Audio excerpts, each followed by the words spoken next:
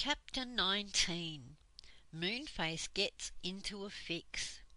The children went over to the hens that Joe had seen. They were lovely ones, but a very peculiar colour, for their wings were pale green and the rest of their feathers were buttercup yellow. They had funny high voices and were very friendly indeed, for they came to press themselves round the children's legs like cats. "Do you suppose mother would like hens this colour?" said Joe doubtfully. "I don't see why not," said Bessie. "I think they are very pretty. The thing is, do they lay good eggs?" One of the hens at once laid an egg. It was large and quite an ordinary colour. Bessie was pleased. "There you are," she said. "If they lay eggs as big as this one, mother will be very pleased. How many hens are there?" "1, 2, 3, 4, 5, 6, 7. I wonder how we could take them all." "Oh, they'll just follow you," said Silky, "just like my clock follows me. Tell them you want them, and they'll come." "We want you to come with us, hens," said Joe at once, and the 7 green-winged birds came over to him and lined up in a row to follow the children. It was really very funny. "Well, that's our hens found," said Bessie, pleased. "Now for the goat and the spade." They wandered along looking at everything. It didn't matter what anyone wanted, they were sure to find it sooner or later. There were boats there, all kinds of dogs, shopping baskets, rings, toys, work baskets, and even such small things as thimbles. "It was the strangest land I ever saw," said Joe. "We look pretty strange too," said Fanny, giggling as she looked around and saw the 7 hens and the big clock padding along behind them. "Oh, look, there's the dearest, prettiest white goat I ever saw. Do let's take her." Sure enough, not far off was a lovely white nanny goat, with soft brown eyes and perky ears. She looked quite ordinary, except for 2 blue spots on her tail. "Little white goat, come with us," cried Fanny, and the goat trotted up at once. It took its place behind the hens, but it didn't seem to like the clock, which bumped into it every now and again, just to tease it. "Don't do that, clock," said Silky. "I hope your clock won't be a nuisance," said Bessie. "It's not behaving like a grandmother, is it?" "It's a bit of a tease, I think." "Now for the garden spade," said Joe, as he suddenly saw a fine, strong spade hanging up on a fence with some other garden tools. "What about this one, girls? This looks strong enough for father, doesn't it?" He took it down and dug into the ground with it, and it was a splendid shovel. Joe put it over his shoulder, and the 4 of them grinned joyfully at each other. "We've got everything we want," said Joe. "Come on, we'll go back to old Moonface, and then we'll take some cakes for tea." So, followed by the 7 hens, the white goat, the clock, and the 4 of them made their way back to where Moonface was sitting. But he wasn't sitting there any more. He was pulling on a lovely rug which was hanging from a tree. It was perfectly round, with a hole in the middle.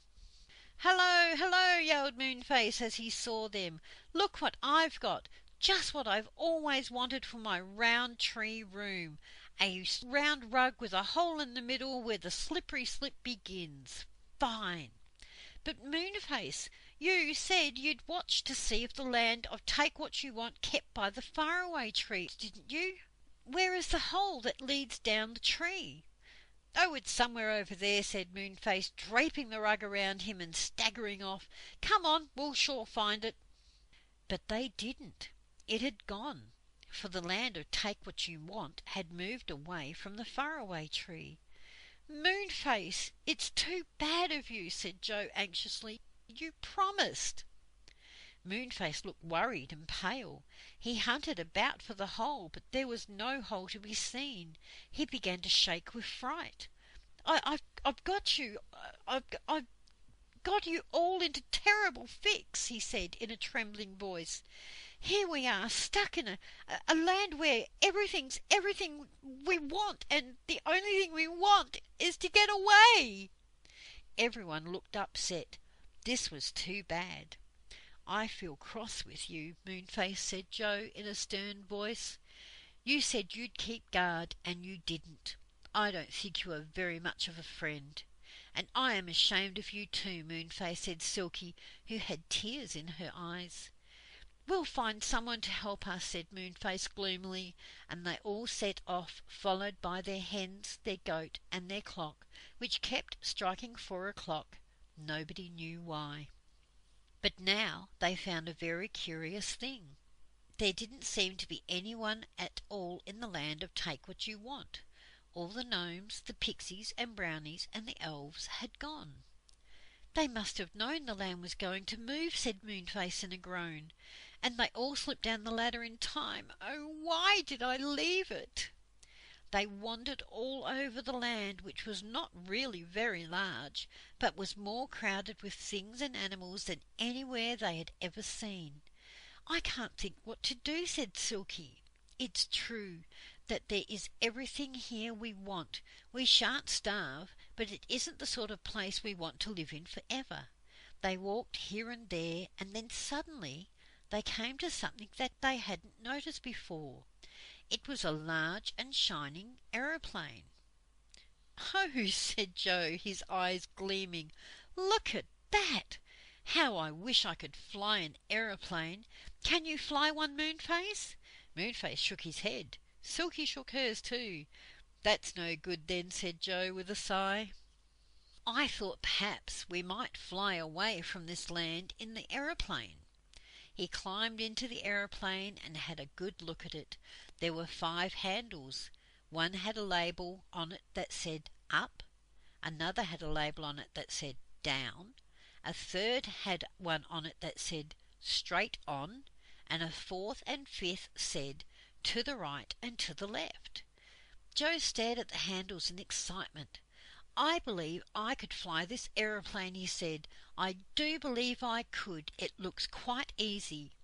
No, Joe, don't, said Bessie in alarm.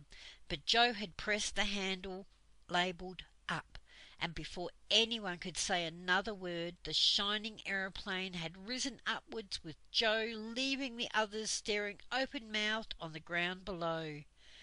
Now Joe's gone, said Fanny, and burst into tears. The aeroplane rose up and up. It circled round when Joe pressed the handle label to the right.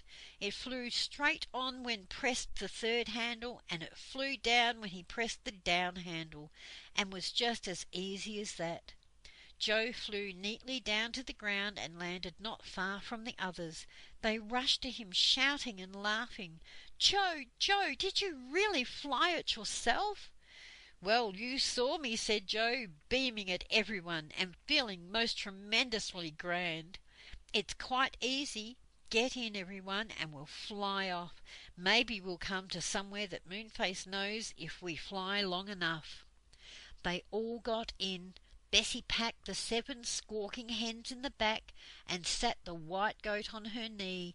The spade went on the floor. The clock made a nuisance of itself because it couldn't stay where it was put, but kept climbing over everybody's feet to look out the window. Silky began to wish she hadn't brought it. Ready? asked Joe, pressing the handle marked up, and up they went. What a lovely feeling it was. They really couldn't help feeling excited. Silky's clock got terribly excited too. It struck 29 without stopping. I shan't wind you up at night if you don't keep quiet, said Silky suddenly, and that finished the clock. It lay down in a corner and didn't say another ding or another dong. Where are we off to, I wonder, said Bessie, but nobody knew.